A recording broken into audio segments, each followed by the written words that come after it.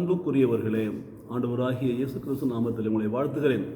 உபாகமம் 28ஆம் அதிகாரத்தில் மீண்டும் 2வது வசனத்தையும் 4வது வசனத்தையும் நாம் வாசிக்கிற பொழுது பாருங்கள், நீ உன் தேவனாய் கர்த்தரின் சத்தத்தை செவி கொடுக்கும் பொழுது இப்படி சொல்லப்படும் ஆசீர்வாதங்கள் எல்லாம் உன்மேல் வந்து பலிக்கும்.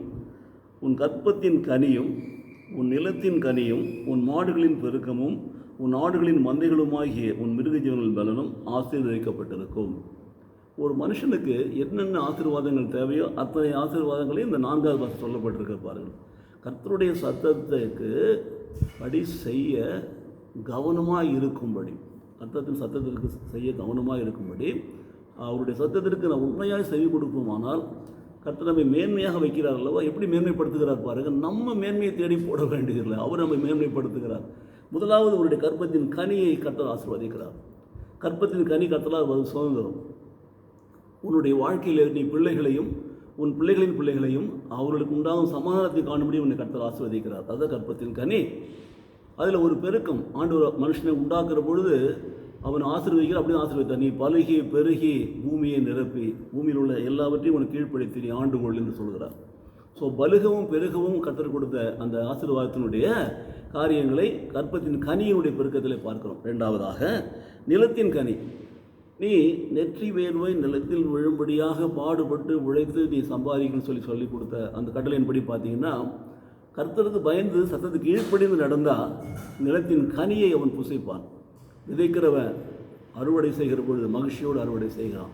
அதனுடைய கனி விளைச்சலை அவன் அறுவடை செய்வான். அதுதான் கர்த்தருக்கு பயந்து கட்டளை நடக்கிறவன், சத்தத்துக்கு செவி கொடுக்கிறவன். 3வது பாருங்கள், உன் மாடுகளின் பெருக்கம்.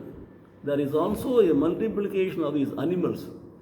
மாடுகள் மந்தையாய் பெருகுகிறது பாருங்கள். ஆடுகள் குட்டி போடுகிறது, மாடுகள் குட்டி போடுறதுன்னு சொல்லி பார்த்தீங்கன்னா அதில் ஒரு பெருக்கத்தை கர்த்தர் கட்டி எடுக்கிறார். Number of the animals increases day by day every year. அதுவும் ஒரு பெருக்கம் கர்த்தர் ஆசீர்வதிக்கிறார்.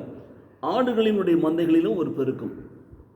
ஆடு மாடு இல்லாமல் வேறு என்ன மிருக ஜீவன்கள் வளர்த்தாலும் அந்த மிருக ஜீவன்களிலும் ஒரு பலனை கர்த்தர் கொடுக்கிறார். எல்லாவற்றிலும் பலன், அறுவடை. So whatever you put on the ground seed, நீ கெட் மல்டிப்ளிகேஷன் ஆஃப் சீட்ஸ். விதைச்சல் அதிகமாக நீ அறுவடை செய்கிறாய். ஸோ கர்த்தருடைய ஆசீர்வாதம் அப்படியாய் வருகிறது பாருங்கள். பலனும் ஆசீர்வதிக்கப்பட்டிருக்கும். ஆசீர்வாதம் கற்பத்தில் ஆசீர்வாதம், நிலத்தில் ஆசீர்வாதம், மிருகங்களில் பெருக்கத்தில் ஆசீர்வாதம், எல்லாவற்றிலும் ஒரு ஆசீர்வாதம். எப்பொழுது கர்த்தருடைய கட்டளையின்படி செய்ய கவனமாக இருக்கும்படி அவருடைய சத்தத்திற்கு உண்மையாக செவி கொடுக்கிற பொழுது இந்த ஆசீர்வாதங்கள் எல்லாம் உங்கள் மேல் பாலிக்கும். ஜெபிப்போமா?